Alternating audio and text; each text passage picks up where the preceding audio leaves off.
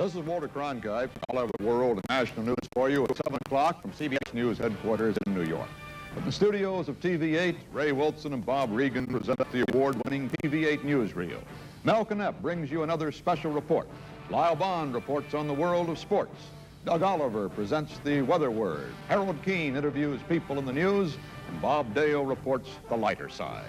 I'll be back with these and other special features on the CBS Evening News. This portion of the news is brought to you by SAFECO Insurance, your finest, most complete roof of plan protection. Good evening. These are the world headlines at this hour. Red China says it's ready to undertake maximum national sacrifices to support North Vietnam in fighting the United States. But the broadcast from Peking does not say what form these sacrifices might take. The broadcast also opposed what is called the wanton bombing of Haiphong. In the Senate, critics of Vietnam policy have been speaking out in the wake of the stepped-up air war. Democrat J.W. Fulbright says the administration is actually trying to escalate the war and knock down all criticism here at home. And Democrat Stephen Young of Ohio says that General Westmoreland was called home from Vietnam to lobby for further escalation of the war. The State Department admitted to Congress today that there was a pattern of abuse in the $400 million commodity aid program to South Vietnam, including corruption, kickbacks, and illicit sales to the Viet Cong. Republican Senator Carl Munt of the Senate Investigation Subcommittee probing the matter said the situation, to use his word, stinks. Rutherford Potes, President Johnson's nominee as Deputy Director of the Agency for International Development, appeared before that committee. His confirmation has been blocked pending the hearings. Potes admitted the non-strategic goods are reaching the Viet Cong, and Munt expressed his shock. Support for the enemy during wartime is foolish and irresponsible, which means aid and the Vietnamese government must take special measures to control strategic commodities. AID policy is to carefully monitor the import of such goods, to strengthen Vietnamese police measures against passage of such goods to the Viet Cong, and to disqualify them completely if they cannot be adequately controlled. However, there's no doubt that some commercial import program commodities will continue to find their way to the Viet Cong through normal market channels. There's no way to prevent this in a war of no fronts and extensive infestation of Viet Cong in nearly every town and province.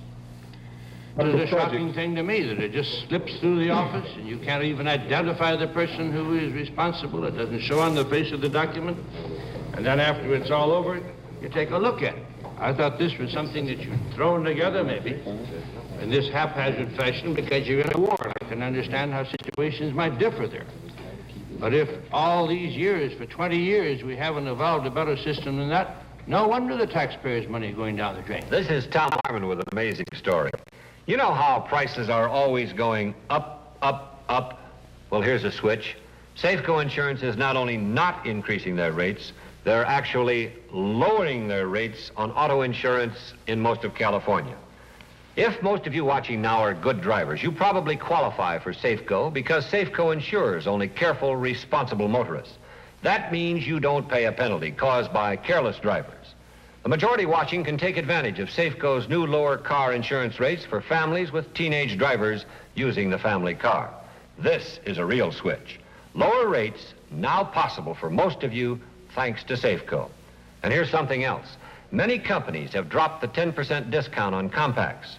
Not SAFECO. You still get the discount with SAFECO. For further information on this amazing story, call your SAFECO agent. He's listed in the yellow pages.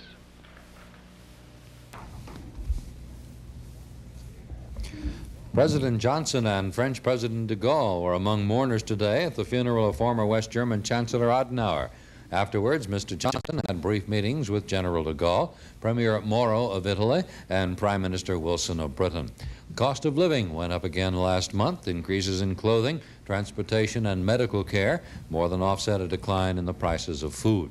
Teamsters Union says the voting on the proposed new national trucking contract is still in doubt.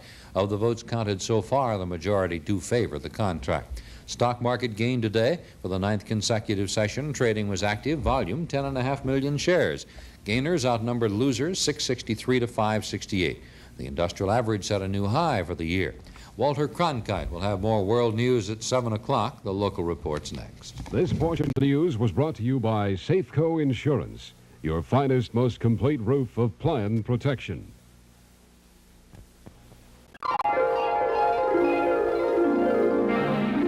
And now, the local news, presented by Adolph Coors Company of Golden, Colorado.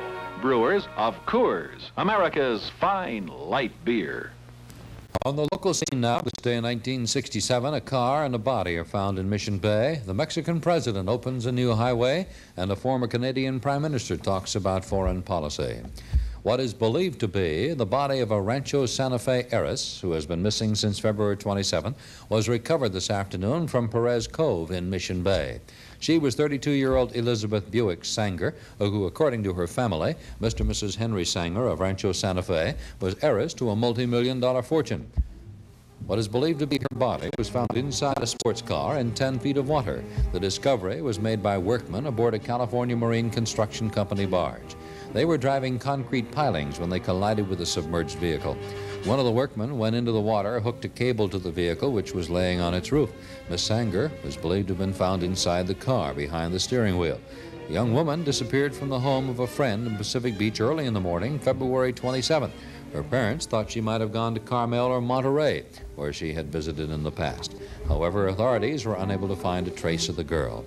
A few weeks ago, her parents offered a $2,500 reward for information leading to contact with Miss Sanger. Descriptions of the woman and her metallic blue Jaguar were widely circulated up and down the coast. The site where the car left the road and entered the water is only about a half mile from the friend's home from which she disappeared.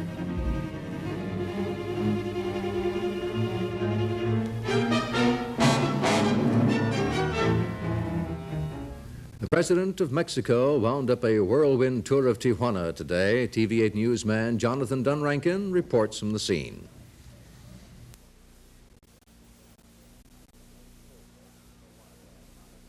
The drive from Tijuana to Ensenada over the new toll road being opened today.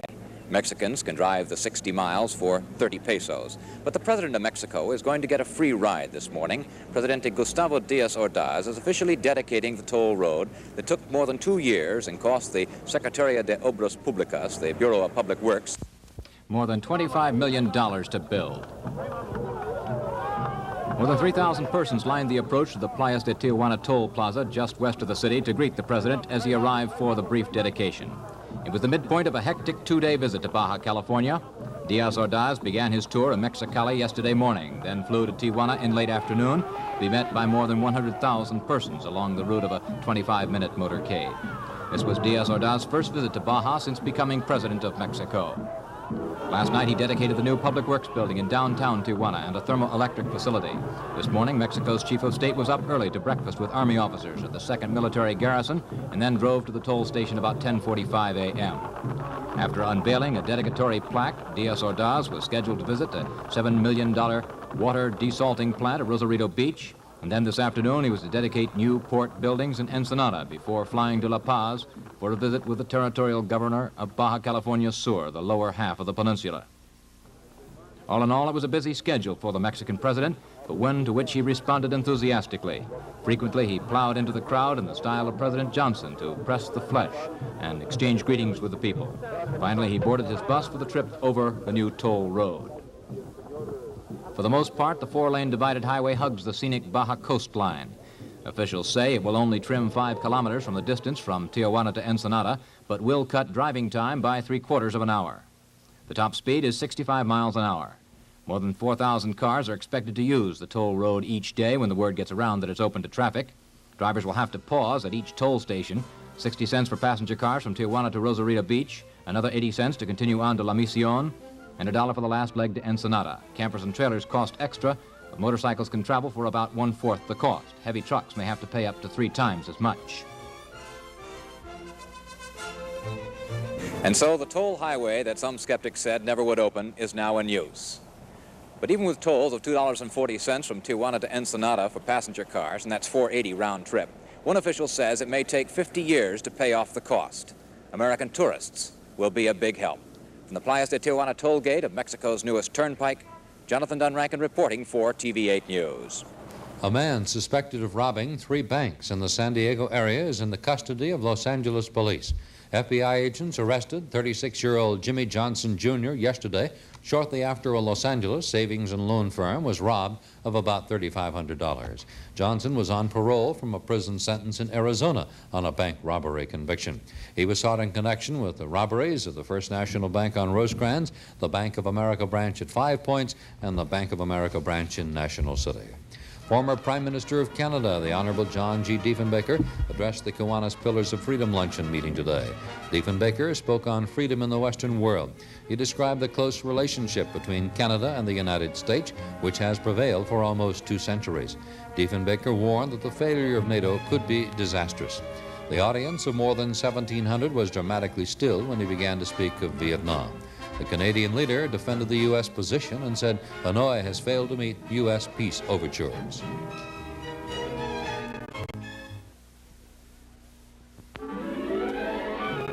How beautiful is this land where winter magic changes the all-familiar patterns to formations of wondrous delight.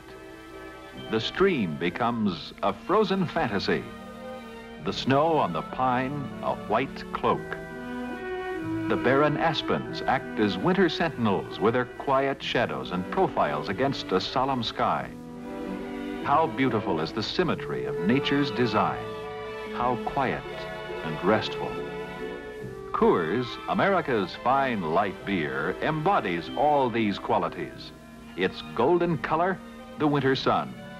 Its clear, sparkling goodness, the driven snow. Pure Rocky Mountain spring water in this winter wonderland. Next time, remember pleasant refreshment. Ask for Coors, America's fine light beer. I'm George Lewis with tonight's top county news. The Board of Supervisors this afternoon held hearings on 3 proposed county ordinances to control the shooting of firearms, loud and disturbing noises, and entertainment establishments. The shooting ordinance sets aside unincorporated areas of the county where the use of firearms would be restricted or prohibited except in special circumstances. The board gave its tentative approval to the ordinance, which would take effect July 1st. The board sent back to the county council for redrafting an ordinance to prohibit loud, annoying, or unnecessary noises. At the request of County Sheriff Joe O'Connor, the supervisors adopted a 3rd ordinance, this one to license and control nightclubs and other entertainment establishments. District Attorney Don Keller said there's a real need for it in the unincorporated areas of the county. After the meeting, I talked with Sheriff O'Connor, the man responsible for enforcing the 3 ordinances. All 3 of the ordinances are for a purpose to combat the, shall we say, the fluctuation of the population in San Diego County. We get so many new people moving in, and the area closes down, becomes more congested, and as it does, it brings up new problems, and then we have to come up with various regulatory ordinances in order to combat these problems. Because of a lack of elbow room? This is what it amounts to. Let's take them. These ordinances are there so that if we can abate the problem without actually having to make an arrest, we probably will. But on the other hand, if the person is very uncooperative and they don't want to get along and insist on violation, then at that time we can take action. Will these new ordinances create more tasks for the officers? Will it make them busier? Oh, yes. Yes, this will be one of the problems that comes with it. But then this is part of the job that we're hired to do. A State College honor student today pleaded guilty to reduced charges in a marijuana case. Bonnie Jo Billu, former managing editor of the San Diego State College newspaper, had been charged with smuggling $44,000 worth of marijuana across the border. Ms. Billu earlier pleaded innocent to charges of conspiracy and transporting and concealing marijuana. U.S. District Judge Carter set sentencing on the reduced charges for the 5th of June. Next on this day, 1967, it's Doug Oliver and the Weather Word.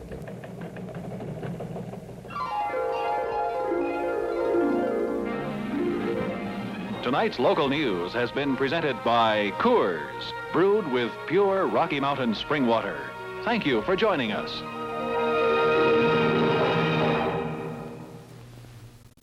Ever hear of Wolfsburg, Germany? Why, that's where the famous Volkswagens are made. Here is the Volkswagen factory in Wolfsburg, the 4th largest manufacturer of automobiles in the world. But you don't have to go all the way to Wolfsburg to find factory-fresh Volkswagens. Because we have another Wolfsburg right here in San Diego. Wolf Motors, your authorized Volkswagen dealer in Pacific Beach. At Wolf, you'll find the famous Volkswagen sedans, buses, the squarebacks, the fastbacks, Carmen Gias, every model that Wolfsburg makes. You'll find a service department manned by factory-trained mechanics to keep your new Volkswagen factory fresh. And at Wolf, you'll find every part for every VW ever made.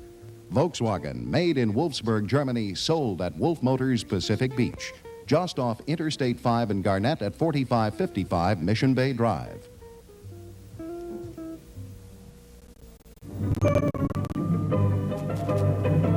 And now, the KFMB Weather Word, brought to you by San Diego Gas and Electric Company, serving the energy needs of 1.25 million people in the better part of Southern California.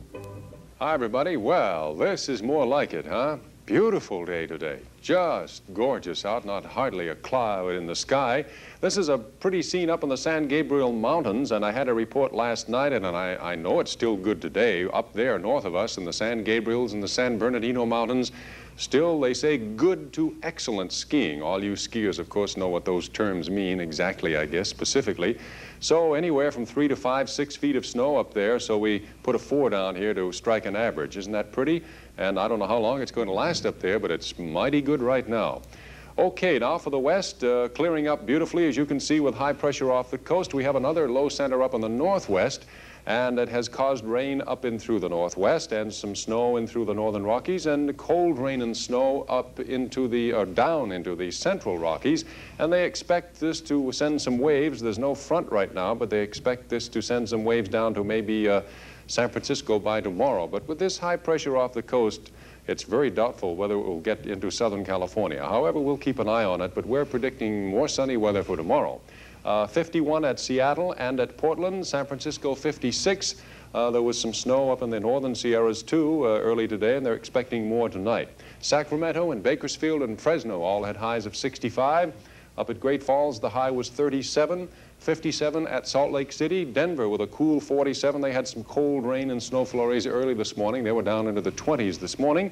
And over at Phoenix and at Yuma, the highs were 76 today. For the rest of the country, it's still tornado time, although it has moved further south here. As you see the contrast in temperatures, that 46 is for Kansas City, for St. Louis, and for Little Rock. Quite cold. And on the other side of this front, steaming hot, 81 at Dallas-Fort Worth, New Orleans, 88. Tornado warnings were up early this afternoon for northeastern Texas and parts of Arkansas, or rather, I should say, southern Oklahoma.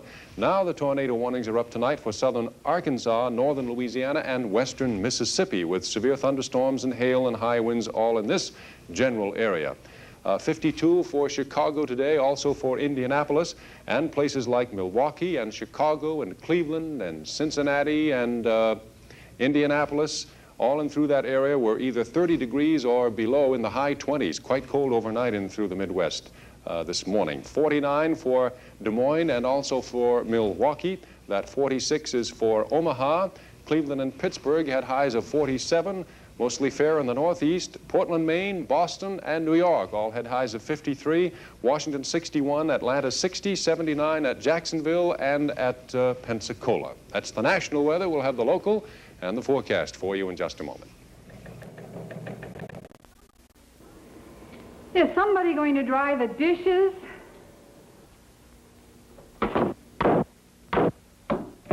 Don't be a dishwasher. Use one in a 10-day free home trial. Rid yourself of dishwashing and drying drudgery. Wash and dry dishes hygienically. Get them spotlessly clean fast in a portable or convertible dishwasher. Super hot water kills bacteria washing dishes by hand can't kill. Reduces sickness and colds traveling through the family. Glassware, dishes, and silverware will sparkle again. So will pots and pans, and so will your hands. A portable or convertible dishwasher will be delivered to your home for a 10-day free home trial upon approved credit. Offer closes May 13th, the day before Mother's Day. Ask your local appliance dealer for details now. Tell him San Diego Gas and Electric sent you.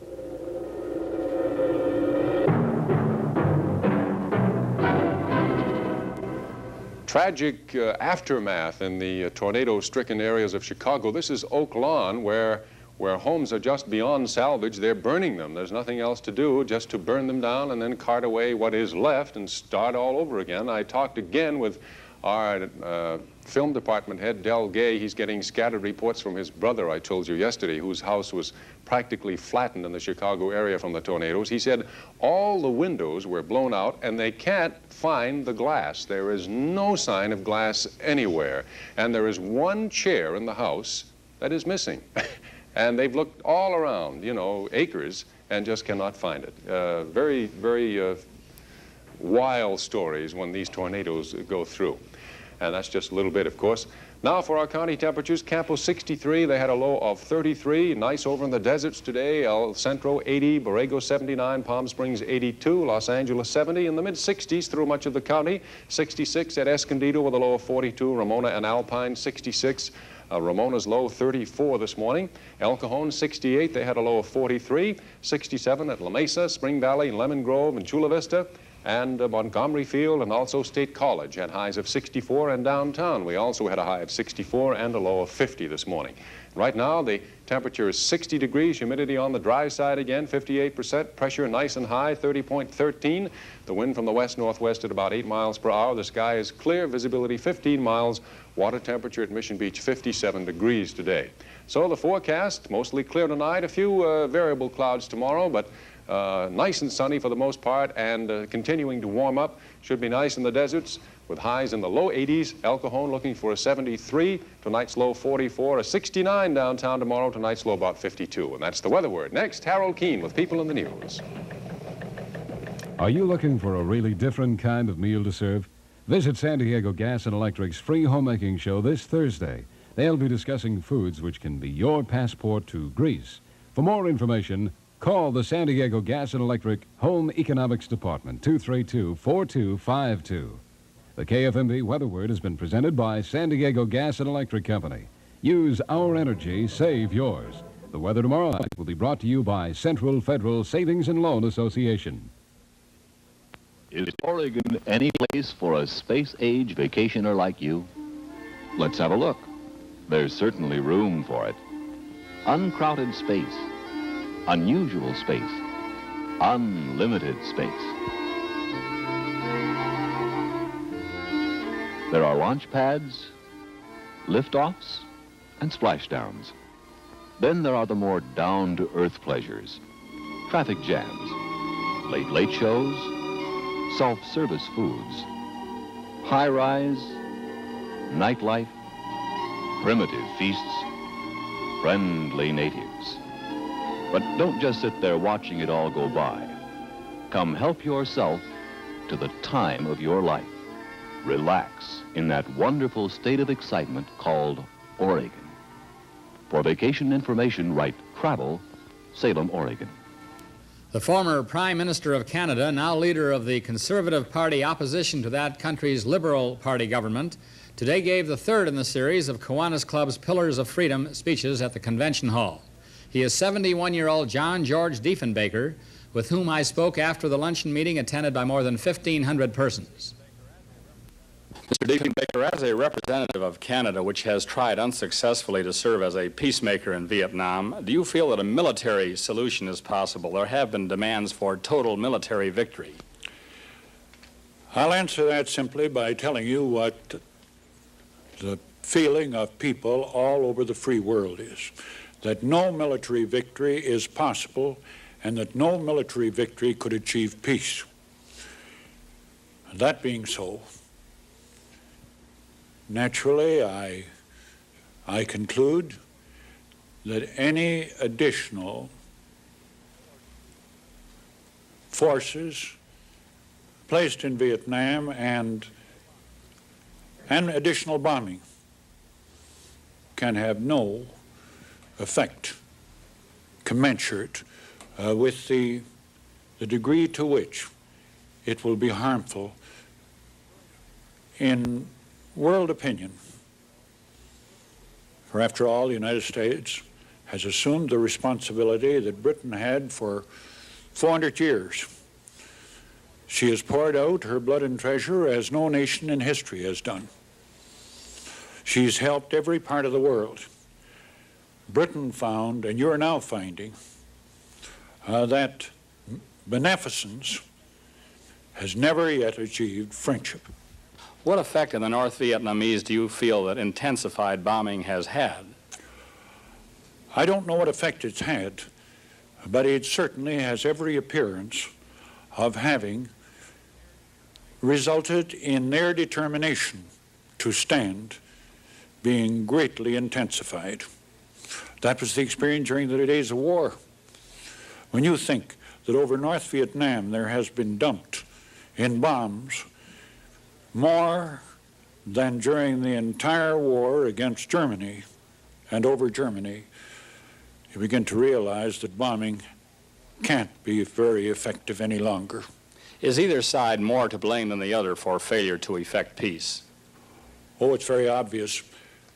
The United States is in no way aggressive. She stands for the freedom of those countries in Southeast Asia and beyond, which will disappear overnight if the United States withdraws. As far as North Vietnam is concerned, sitting in the shadows is Communist China, calling the tune with an assist from the USSR. Both of those countries like to carry on their wars through the instrumentality of some other nation. What is needed now to effect peace? What's always been needed, an agreement. And when you can't achieve agreement, you can't get peace. Because personally, and that's the view of those that are most warm-hearted towards you, and it's overwhelmingly so in the population of Canada, that bombing will never bring an end to the war. You generally feel then that a political rather than a military solution is the road to peace in Vietnam. How can negotiations then be accelerated, or how can both nations be brought to the negotiation table? That's the great problem. The answer is anybody's answer. North Vietnam has shown a defiance that beggars description in recent weeks. Doesn't Canada continue to do business with North Vietnam as Great Britain does? No. The stand that I took as Prime Minister, and it was strongly condemned, was that we should sell to communist countries non-strategic materials. I brought about the agreement whereby communist China bought our wheat on credit. The United States took a strong objection to the sale of wheat to communist China, but today they're selling to the USSR and other communist nations. The trade is the one hope to break down the walls of communism, and to simply say of a nation, you don't belong to our group, and we're not going to trade with you, is a denial of any expectation of peace in the world. But I just as strongly say that under no circumstances would we, have we, or will we give any assistance in strategic materials to North Vietnam or any other communist state.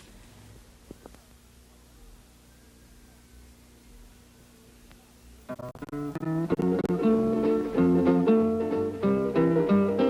on, Keoki. We're going to sing the CNH pep song. CNH is energy. CNH sugar is energy. It's the only pure cane sugar from Hawaii. Island kids all love that cane. It grows so clean and sweet. They eat it when it's freshly cut. And man, that's quite a treat. CNH means energy. Pure cane energy for you and me. Get the only pure cane sugar from Hawaii. CNH, pure cane sugar from Hawaii. The new CNH sugar package is such a pretty pink. It looks like it grew right on a hibiscus bush. She's your little girl, and she'll grow up to want a big wedding. A good time to find out how your borrowing power has grown. Borrowing power. You've got borrowing power at Public Finance. Use your power at Public. One of San Diego's anti-poverty programs for which funds have not been renewed is the junior government of southeastern San Diego, aimed at providing activities for minority youngsters. This program will end next Sunday, and today I spoke to the junior government mayor, 18-year-old Linda Leonard, Lincoln High School senior. Linda, what does junior government consist of? It's a small-scale model of our city government, and it consists of all the city officials, like the city attorney, which is Michael Hill, and city manager, which is my sister, Florida Leonard. She was appointed by your city council. Yes, she was appointed by our council. And you were elected mayor December 28th in a regular election with registered voters going to the polls at the various schools. Is that right? Right. What is the purpose of junior government? Junior government was established to give the youth of Southeast San Diego a place to go and teach them more about the different segments of our city government, and to teach them how, to vote when they become of age, and as it stands right now, they can influence their parents as to how to vote. Does junior government hold regular meetings? Yes, they hold a meeting every Saturday at 2 p.m., and they hold council meetings. They call council meetings on Wednesday evenings. How many Southeast San Diego youngsters are enrolled in this program? There are 2,700 card-holding members. What do you mean by card-holding members? What do they do? Well, when we say card-holding members, we don't mean all of them attend at one time, but the majority of them do take interest in the various segments of our program, such as athletics, and they have a class for different segments of the government almost every day of the week, teaching different functions of our city government. Do you meet with city officials who explain how a regular city government operates? Yes, we invite city officials from the community concourse and other parts of the city to come and visit us in junior government. What do you think the youngsters got out of this junior government program? Well, a lot of the youth really know more about their city government now than they would have learned even in school, because they've had direct contact with the people that hold these various offices. Do you think this has had any beneficial effect in the relations of the Southeast San Diego youngsters with police? I think so. It has cut down on the juvenile delinquency quite a bit. We have a report from Lieutenant Colliner of the police department that stated that it has cut down on juvenile delinquency. How has it cut down on juvenile delinquency? Well, most of the time they have an activity going, and it gives the youth a place to go, whereas they'd be someplace they didn't have any business otherwise. Are you interested in any particular career yourself? Yes, I plan to be a computer technician. You want to take advantage of the advancing technology? Yes, I want a job that a machine can't put me out of. Are you feeling pretty sad about junior government folding up because of the cutoff of anti-poverty funds? I do. There's quite a few interested youth in junior government, and to see it go out would really be a shame, because they promote, such energetic ideas, and they carry most of them out. They participate really wonderfully. Next up, Lyle Bond and sports. Shish kebabs. I serve them with rice. And because I want everything perfect, I make the rice I know will be perfect too. Minute rice. Perfect rice every time. You don't boil minute rice so it can't undercook or overcook. Well, hey. It's always light, fluffy, tender. Minute rice. Perfect rice every time. Honey, how about some of your fried chicken tonight? Don't you know? I quit frying. Now I use shake and bake. It makes crispy chicken without frying. You get seasoned coating mix and a shaker bag. Add your chicken, shake, and bake. That's it. Shake and bake. Makes crispy chicken without frying. Shake and bake for chicken, for fish. They're a lot longer than king size. New Benson & Hedges 100s. Good evening, everyone. The San Diego Padres put their win streak 1 in a row on the line in Oklahoma City tonight. There are 10 games in the majors this April 25th. 8 of them are tonight. This afternoon, Yankee southpaw Whitey Ford, who won only 2 games all last season, won his second of this young season, as his New York mate, small Chicago, pitching for 17 hits. Yankees 11, White Sox 2. In the National League, the other New York team beat the other Chicago team, not so easily. It took the Mets 10 innings to nudge the Cubs 2-1. Rookie pitcher Tom Seaver pitched a 4-hitter for the Mets, and scored the winning run. The Cubs made a trade today, obtaining relief pitcher Dick Raditz from the Cleveland Indians. The Indians got cash and a player to be named later. Speaking of trades, the Chargers made a couple today, both with the Miami Dolphins. In the first, the Chargers swapped offensive guard John Ferris to Miami for defensive back John McGeever. Ferris, a former San Diego State star, will be starting his third year in pro ball. Veteran McGeever was a starter for the Denver Broncos before being obtained by Miami in the expansion draft. The second deal sent defensive end Bob Petrich to the Dolphins for an undisclosed draft choice. Petrich has been a starting defensive end for the Chargers since joining the team in 1963 from West Texas State. The Chargers did re-sign one of my favorite golfing partners, or is it opponents? Anyway, Ernie Wright, one of the four remaining original players when the team began in Los Angeles in 1960, inked for his 8th year with the club.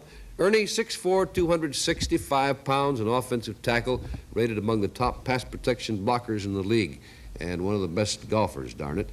The other charter members of the Chargers are Paul Lowe, Ron Mix, and Don Norton. To bounce back to baseball, San Francisco's $100,000 right-hander Juan Marichal will be on the mound when the Giants face the league-leading Cincinnati Reds tonight. Suppose Marichal can cool the red-hot Reds? The Giants' ace last season, Juan hasn't won in 3 tries this season. The Dodgers play the Atlanta Braves, and the Angels are at Baltimore. Plans for a really big golf tournament early in 1968 for San Diego have been announced, a 6-day, $150,000 event, with singer Andy Williams joining with the San Diego Century Club and the City of San Diego as the sponsors. Preliminary plans call for a 2-day, $15,000 pro celebrity tournament, followed by a regular 72-hole, 4-day play for the pros. Courses probably used will be Stardust and Torrey Pines. And golf course architect Robert Trent Jones and Dean Martin have announced plans for a $15 million country club and golf course right in the heart of Beverly Hills. It features 22 holes. The course will have the customary 18 holes, but 4 duplicate par 3 holes added as a means of eliminating the annoying slow down on par 3 holes. Oh, the course and the clubhouse will have moving sidewalks to take members from one area to another. No wonder the rich get pudgy. Get your hands on a Toyota. You'll never let go. Toyota Corona. More of what you want in a new car. A 90-horsepower engine goes 0 to 60 in 16 seconds. Takes hills and curves in stride. Passes gas pumps often. Owners report up to 30 miles per gallon. And Toyota Corona stops on self-adjusting non-fade brakes. Roomy, too. 4-door convenience, large, fully lined trunk. Altogether, 47 safety and comfort features at no extra cost. Nylon and vinyl-covered foam seats, front-to-back carpet, armrests, locking glove compartment, even optional automatic transmission. Get your hands on a Toyota soon. You'll never let go. Get your hands on a Toyota. You'll never, never let go. Take a 67 test drive at one of your conveniently located Toyota dealers. In a crosstown collegiate baseball game today, Cal Western University nicked San Diego State College 4-3. Well, the Philadelphia 76ers poured champagne over Coach Alex Hannum last night. His expression belies his delight. It was the afterbath of the 76ers championship win of the National Basketball Association. The Philadelphians won it last night with a victory over the San Francisco Warriors, 125 to 122 in the 6th game of their title playoff, and what a series it was. The 76ers came from behind last night to get the victory, and afterwards, reporter Bob Fouts talked with coaches Hannum and Bill Sharman. A really fantastic season, I think, for the 76ers. I'm tremendously proud of every one of our ball players. The playoffs have been extending to us all the way. I think, going up against the Celtics was a big highlight of all of our lives as far as we're concerned back there in Philadelphia. And then we came up against the Warriors and a little bit handicapped with some injuries and one thing and another. We honestly thought we were going to have a little easier time of it than we did, but they gave us everything we could handle, and we feel very fortunate to grab the championship, and I think that we did earn it by working hard. We have a great ball club, and I think, Bill, that you've got the team of the future out here. It's going to be a great one to work with. It was a great series, Al, and again, congratulations. 2 SC boys that got together here. We started the season, we ended it. Right. And I'd like to say this real quick, that Alex is the one who helped me in college. We played 2 years together. He got me started in this game. Now he's giving me gray hairs and ulcers. An Italian-New Zealand driving team, Lorenzo Bandini and Chris Ammon, won today's 1,000-kilometer race for sports prototypes at Monza, Italy. A new legal move in the Cassius Clay draft case. This one at Houston. The heavyweight champion's attorneys asked the federal district court to block Clay's scheduled induction at Houston on Friday on grounds that he's a black Muslim minister. Clay's attorney says Clay is entitled to be exempt as a minister as much as, say, Martin Luther King. It'll come as no surprise that the new San Diego entry in the National Basketball Association is about to have a name. President Bob Breitbart, General Manager Coach Jack McMahon have called a news conference for tomorrow afternoon to announce the new name and reveal the team emblem. Next, Ray Wilson with news of California and the West. Tie a bow? Simple. Except when arthritis flares up with pain, stiffness. For help, reach for Anacin, with the pain reliever doctors prescribe most for arthritis. When even simple movement can cause pain, Anacin relieves minor pain, and so eases stiffness for hours, brings more freedom of movement without pain. Minutes after taking Anacin, the joy of doing simple things returns. Anacin. Oh, Marge, your raincoat. Oh, don't worry. It's plastic. Shine snaps back.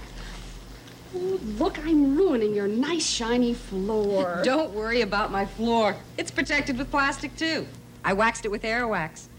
The shine snaps back with water because Aerowax is made with such tough plastics. Not even the kids can hurt it. Raincoat shiny. So's my floor. Today's Aerowax, so tough, the shine snaps back with water.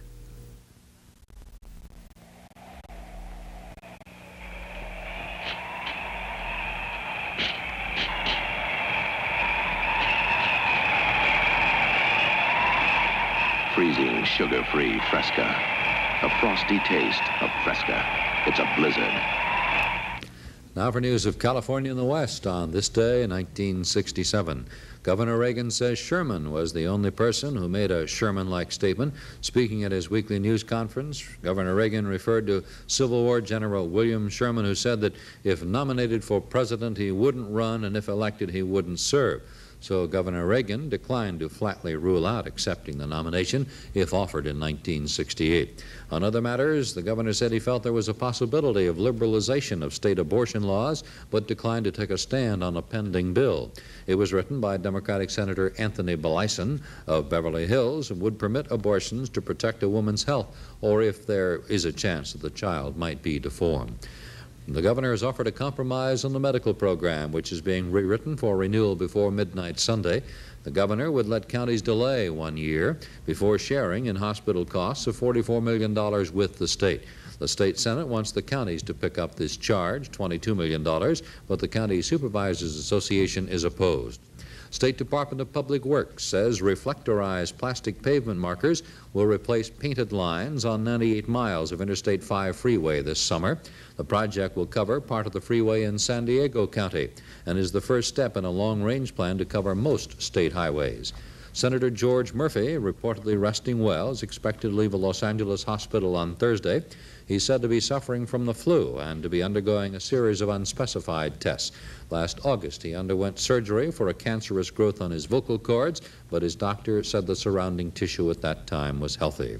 Last rites conducted today for actor Tom Conway, former star of the Falcon movie series and brother of actor George Sanders. He died on Saturday.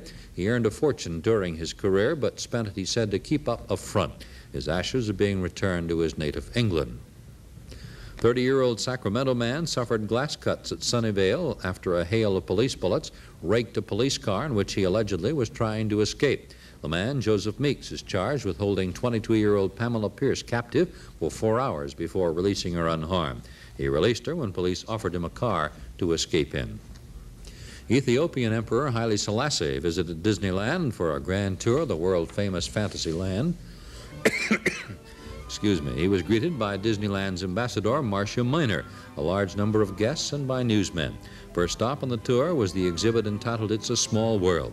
The emperor was accompanied by his dog Lulu, one of his frequent traveling companions. Selassie said he was impressed by Disneyland, would like to spend a week there with his great-grandchildren. Today, Selassie visited former President Eisenhower at Palm Desert. Next, Mel Knoepp and his special report. Another group of sports champions comes to San Diego. Hey, Mom, I made the team. Do you think you can get my uniform clean? Promise me a homer, and I'll get it clean and white. Clean and white's all right, but if you want a homer, go all the way to bright. With bold. Hey, that sounds tough. Better than clean and white. That's just a lot of guff. No, it isn't. Sure enough. Bold has something new. Power granules, green and white and blue. Do they really make a difference? You bet they do. You're right. It's bright. Whiter whites, Bluer blues. checkier checks. The uniform's bright, too. Wow, that bold really did it. Better than clean, better than white. Bold's extra power gets clothes bright. The difference is like day and night. What goes in bold comes out bright. I'm sold on bold.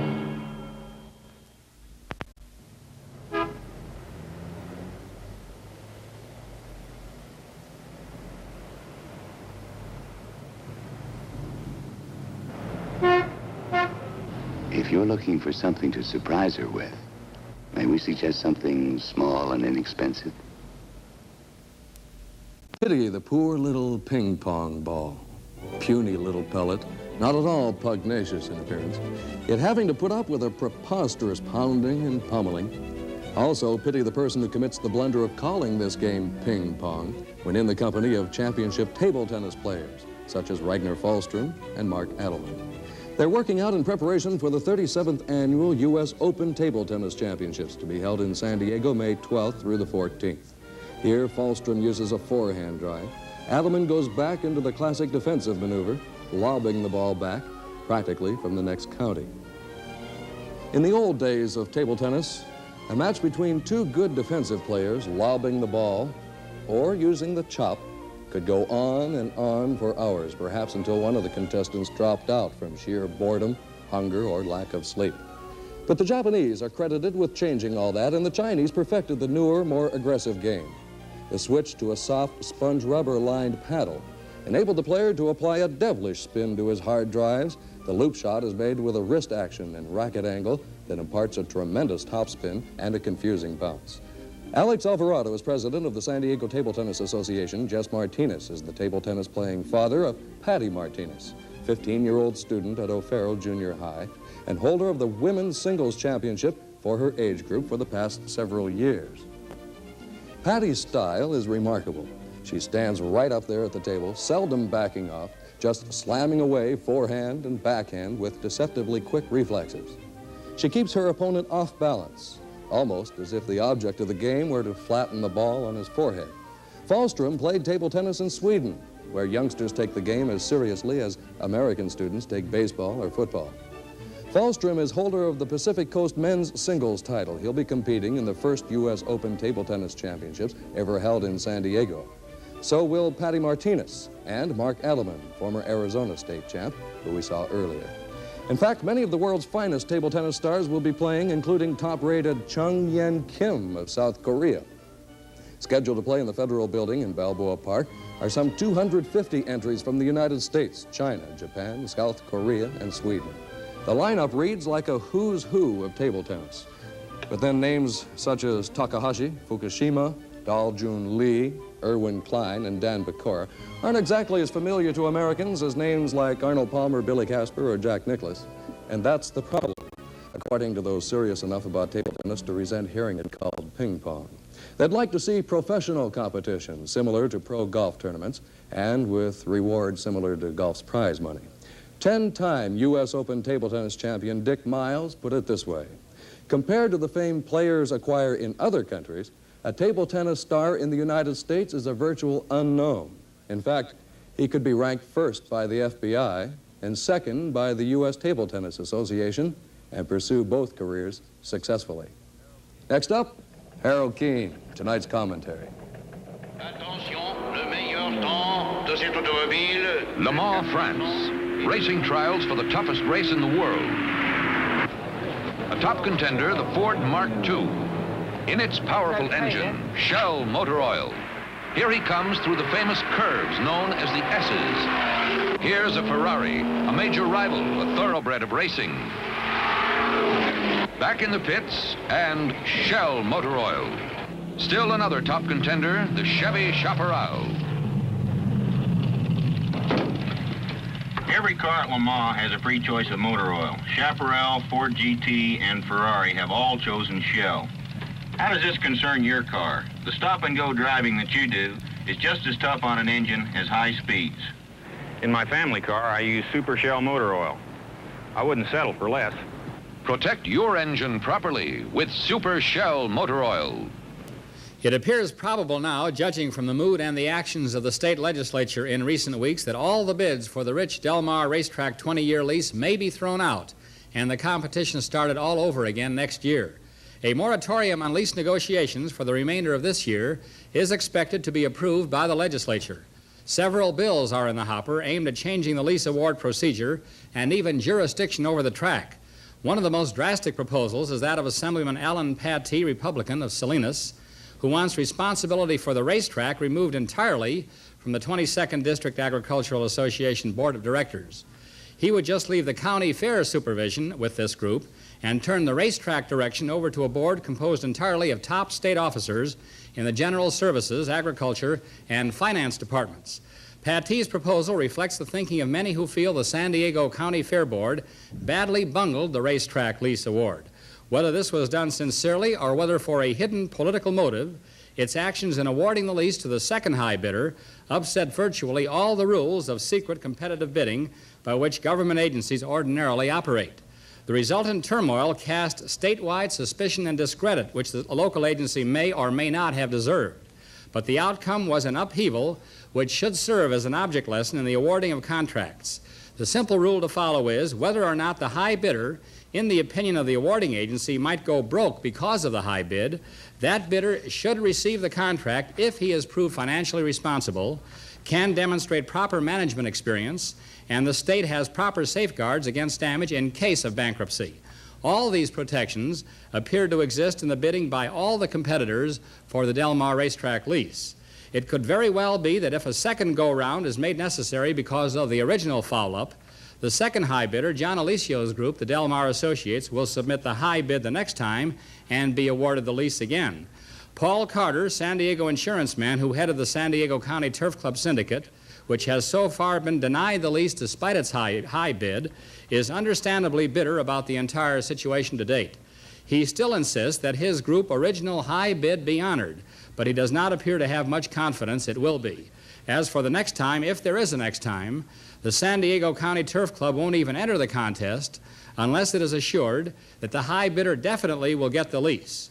It's only fair that that should be the expectation. Next up, Bob Dale and the lighter side of the news.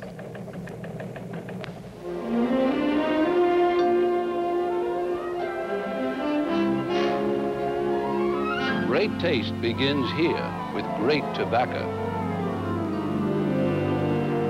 Show me a filter cigarette that delivers the taste, and I'll show you a Lucky Strike.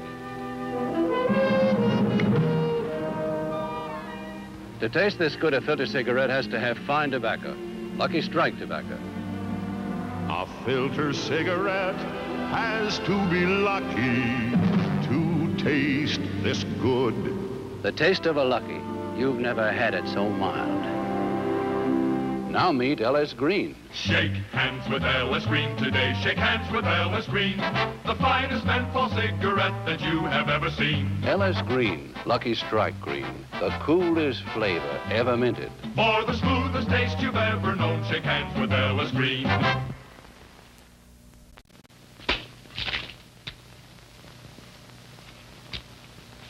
That's a mighty fine lemon pie.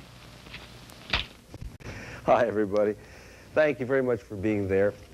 I have long ago given up trying to be a tough guy. I don't like to hunt. I don't enjoy sleeping outdoors overnight, and I've quit feeling guilty about it. And in the wonderful Lapeer County Press, thanks to an anonymous donor, once again, Lapeer, Michigan, once again an article from Jim Fitzgerald, and he really dives into the subject. This tough Irishman says, I'm not yet prepared to admit that tough, cynical fathers sometimes shed tears. Such an admission would tarnish my He-Man image, which has been patiently created by years of kicking cats, growling at sentimental birthday cards, and sneering at Doris Day. I must guard this image carefully because I have an 8-year-old son who is ever alert for signs that old Dad is really a softie. It all started a couple of years ago when a car smacked Blackie dead. Blackie was the family mongrel, extremely popular with everyone except old Dad, who petted him only when nobody was looking. There was great and terrible wailing when Blackie was found on the pavement. It was the day before Christmas, and in the spirit of Scrooge reformed, I hurried out, bought a new pup. I wanted no weeping in my wassail. My return home with Blackie's replacement under my arm did indeed occasion one of those mushy moments made famous on old Saturday Evening Post covers. Nice? I had hoped to stop the stupid crying. Instead, everyone bawled a little harder. This time, my wife assured me, though, they were tears of joy, which are just as noisy as the other kind. Suddenly, his little son, Eddie, says, "Hey, look it, Dad's crying, too." This was a ridiculous charge. I quickly denied it and left the room. Eddie was not convinced. He remembers the alleged tears from his father long after forgetting Blackie. He still delights in telling visitors how old Dad crumpled for a dead mutt. And I still deny the report to which he always retorts, "Yeah, but you had red eyes, I saw them." He was on to tell a few Sundays ago he went to visit his mother. His father's been dead for 2 years. And he went into his father's den, still kept intact with the pictures of all the kids and the grandchildren. He sat down to read the newspaper, got to thinking, and suddenly his son's voice cut through the mental picture. "You must be thinking of Grandpa. You have red eyes again." He said if the boy didn't look so much like his father and had his name, he would have belted him one good. He goes on to say at the end of the article that a few days later I saw the newspaper picture of a seagull in Rhode Island. He stuck his foot into a beer can and can't shake loose. Efforts to catch him have failed. That poor bird staggers through the air with can firmly attached. What could better typify the rape of nature? Some ignorant clown guzzled a beer, threw the empty can over his shoulder, and went merrily on his way. And in the clown's wake, there is an innocent bird, one of God's freest spirits, cruelly shackled for life. No real man would get red eyes over the plight of a stupid seagull. But he says, "I'm glad Eddie wasn't around to see how tough I was."